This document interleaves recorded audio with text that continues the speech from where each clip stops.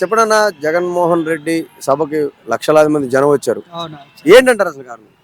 జగన్మోహన్ రెడ్డి సభకి ఎందుకు వచ్చారంటే ఈయన అభివృద్ధిని పట్టించి ఈయన చేస్తున్న పథకాలను పట్టించి ఇంతమంది జనాలు వచ్చారన్న. అదే చంద్రబాబు ఈయన పెడితే ఇంతమంది రారు. ఎందుకు రారు?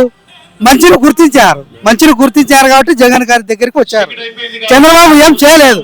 ఎంతన్నా మేము చేశామని చెప్పుకుంటున్నారు కానీ మూడు సార్లు సీఎం చంద్రబాబు ఏం చేశాడన్నా? ఏమన్నా ఉన్నాయో చెప్పుకునేదానికి? ఇప్పుడు అడిగినా ఏం లేవు. 2014లో ఏం హామీలు ఇచ్చాడు? ఇంటికి ఒక ఇంటి వెనకాల garden, colour TV, cell phone, ఇట్లా ఇంటికి ఒక ఉద్యోగం, బాబు రావాలంటే ఆ జాబ్ రావాలంటే బాబు రావాలా, ఇట్లా అన్ని చెప్పాడు. ఒక్కడున్నా నెరవేర్చాడా? ఎన్నికలకు ఏమడుగుతున్నాడు ఇప్పుడు మన జగన్ గారు? నేను మేనిఫెస్టో 2019లో మేనిఫెస్టో ఇచ్చిన మేనిఫెస్టో ప్రకారం అన్ని నేను నెరవేర్చిన 99% నెరవేర్చిన. మీకు నా వల్ల లబ్ధి పొందింటేనే మీరు ఓటు వేయండి, లేకుంటే లేదంటున్నాడు. ఈ చంద్రబాబు అలా చెప్పాడా? లేదు, అలా చెప్పలేదు. ఎందుకు చెప్పలే? చేయలే. యాడ్ చేసినాడు? ఒక్కటి కూడా చేయలే. ఉన్న జాబులు కూడా పీకేసినాడు 2014లో. నాకు బాగా గుర్తుంది.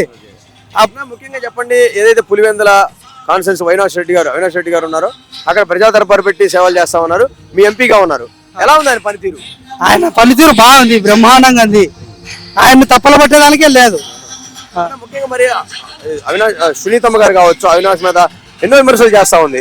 ఏమైనా ఎలా చూస్తారు? అంటే చంద్రబాబు నాయుడు పక్కన చేరి ఎన్నో విమర్శలు చేస్తుంది. ఎలా విమర్శలు చేసినా కూడా మళ్ళా ఈ తప్పులే అని మళ్ళీ ఆమెనే అనింది కదా. ప్రజలు చూస్తారు, అపవాదులు కాదు. ఇప్పుడు ప్రజలు ప్రతి ఒక్కటి మీలాంటి మీడియా వల్ల డైలీ చూస్తారు అన్నమాట, అన్ని ఏది నిజం ఏది అబద్ధమని. అది షర్మిలమ్మ గారు కూడా జగన్మోహన్ రెడ్డి మీద ఎన్నో విమర్శలు చేస్తా ఉంది కాంగ్రెస్ పార్టీ తరఫున వచ్చి. మరి ఎలా చూడాలి దీన్ని? ఇదే రాజకీయ లబ్ధి కోసం అని నా అభిప్రాయం. షర్మిలమ్మ ఇంతకుముందు జగన్ అంటే ఉన్నది, ఏదో ఆశించింది, జగన్ ఇవ్వలేదని నాకు అనిపిస్తుంది. ఇవ్వలే, పోయింది, పక్క పోయింది, విమర్శిస్తుంది. వాళ్ళు ఏదో ఆశ చూపించినారు, దాన్ని బట్టి చాలా మాట్లాడుతుంది అంతే. అంతేగాని ఏం లేదు షర్మిలాది.